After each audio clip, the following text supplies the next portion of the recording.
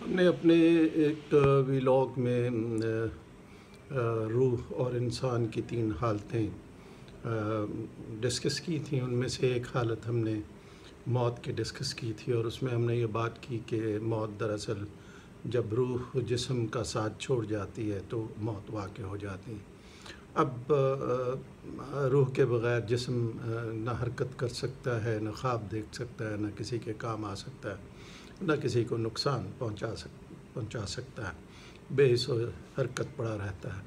یہی مردہ جسم جب اس میں زندگی تھی تو ہر شخص کا پیارا تھا، کام آتا تھا، لوگ پسند کرتے تھے، یا ہو سکتا ہے کچھ لوگوں سے اس کو نفرت بھی ہو یا لوگ ناپسند بھی کرتے ہوں، یعنی کوئی نہ کوئی جذبہ اس کے ساتھ وابستہ تھا.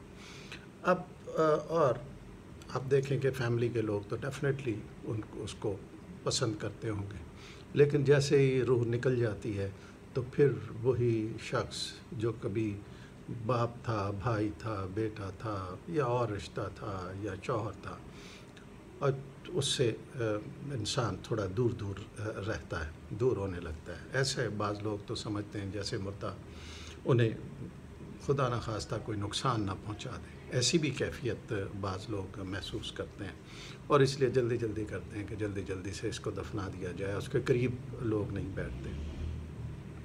تو اب یہ کیوں ایسا ہو گیا کہ روح کا تعلق اس سے ختم ہو گیا؟ جب روح نکل جاتی ہے تو بہت سے ایسے مشاہدات جو تحریر میں لائے گئے ہیں اس میں وہ بیان کرتے ہیں کہ روح جسم کے اوپر ہوتی ہے، اور وہ حیران ہو رہی ہوتی ہے کہ یہ لوگ اتنی آہو بقا کر رہے ہیں، اور وہ بات کرنا چاہتے ہیں لیکن اس کی بات کوئی نہیں ہے سنتا. یہ روح اتنی لطیف ہے کہ وہ لوگوں کے درمیان سے گزر جاتی ہے اور لوگوں کو احساس بھی نہیں ہوتا. یہی مردہ جسم کو اس مذہبی عقائد کے مطابق دفنا دیا جاتا ہے، اور قبر تک روح ساتھ چلی جاتی ہے. قبر میں دفنا دیا جاتا ہے. قبر کے اندر کیا ہوتا ہے، وہ جو فیمس سینگ ہے، قبر کا حال مردہ جانے، اس میں جو کچھ اس کے ساتھ بیتتی ہے وہ جانتا ہے، اللہ جانتا ہے، یا حضور پاک علیہ الصلوۃ والسلام جانتے ہیں. کسی نے کیا خوب کہا ہے کہ زندگی کیا ہے، ظہور عناصر کا ظہور ترتیب. زندگی کیا ہے، عناصر کا ظہور ترتیب. موت کیا ہے، انہیں عناصر کا پریشان ہونا. تو موت ایک ایسی کیفیت ہے. اب وہاں قبر میں انسان اپنے ساتھ کچھ بھی نہیں لے جا سکتا، نہ مال و دولت لے جا سکتا، نہ رشتہ داروں میں سے کسی کو لے جا سکتا، یا کوئی اور آسائش کی چیزیں لے جا سکتا ہے، کار بنگلہ نہیں لے جا سکتا. جو چیز وہ اپنے ساتھ لے جا سکتا ہے وہ صرف اس کے اعمال ہیں، اچھے یا برے جیسے بھی اعمال ہیں وہ اس کے ساتھ قبر میں جاتے ہیں. اور انہی کے مطابق یا تو قبر کہتے ہیں کہ جنت کا ایک ٹکڑا ہو جاتا ہے، یا پھر وہ قبر کا ایک دوزخ کا ایک گڑھا ہو جاتا ہے. یعنی وہ اعمال پہ ڈیپینڈ کرتا ہے. اس سلسلے میں ایک واقعہ آپ کو گوشہ گزار کرتا ہوں. یہ اصفہان کا واقعہ ہے، ایران کا. وہاں ایک مقبرے کا متولی تھا، بہت صاحب علم تھا، اور اس میں روحانی کیفیات بھی تھیں، مکاشفہ بھی ہوتا تھا. ایک بار بہائی شیخ ان سے ملنے کے لیے گئے تو اس نے واقعہ بیان کیا. بھائی شیخ کہتے ہیں کہ اس نے یہ بتایا کہ لوگ آئے اور آنے کے بعد ایک مردے کو دفنا کر وہ چلے گئے.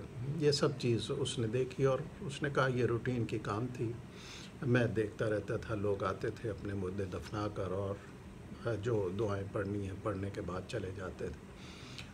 تو وہ جو شخص مجاور تھا مقبرے کا اصفہان میں، اس نے یہ کہا کہ میں نے وہ مردے کو دفنا کے چلے گئے تو میں نے ایک بہت بہترین خوشبو سونگھی. ایسی خوشبو میرے ناک میں آئی کہ جو میں نے اس سے پہلے کبھی نہیں سونگھی تھی.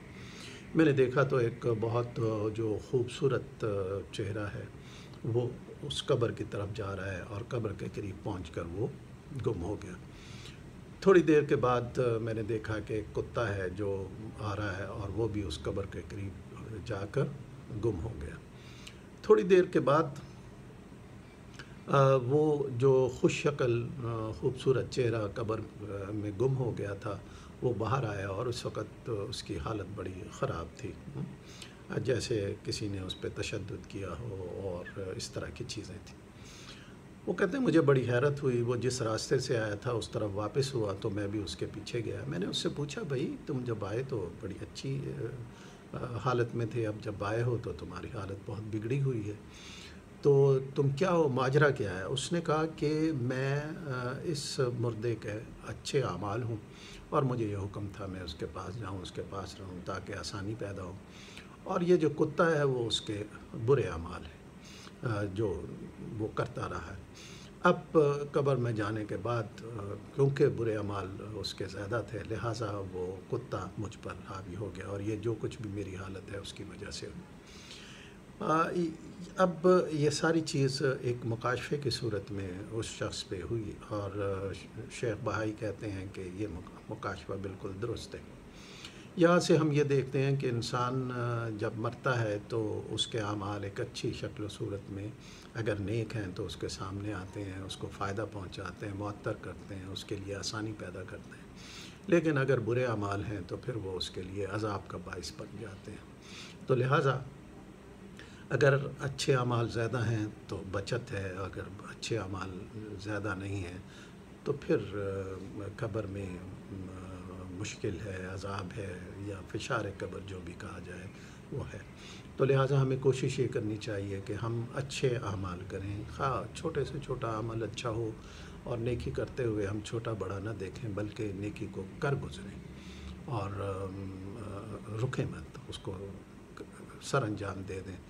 کوئی پتہ نہیں ہے کس وقت کی ایک نیکی کام آ جائے۔ برائی سے جتنا ہو سکے اتنا بچا جائے، لوگوں کی غیبت سے، قتل و غارت گری سے، لوگوں کا حق مارنا، برائیاں کرنا، دل دکھانا، دل توڑنا، سازشیں کرنا، اس طرح کی حرکتوں سے ہم باز آ جائیں تو یقیناً ہمارا حال قبر میں اور اس کے بعد اچھا ہوگا انشاءاللہ۔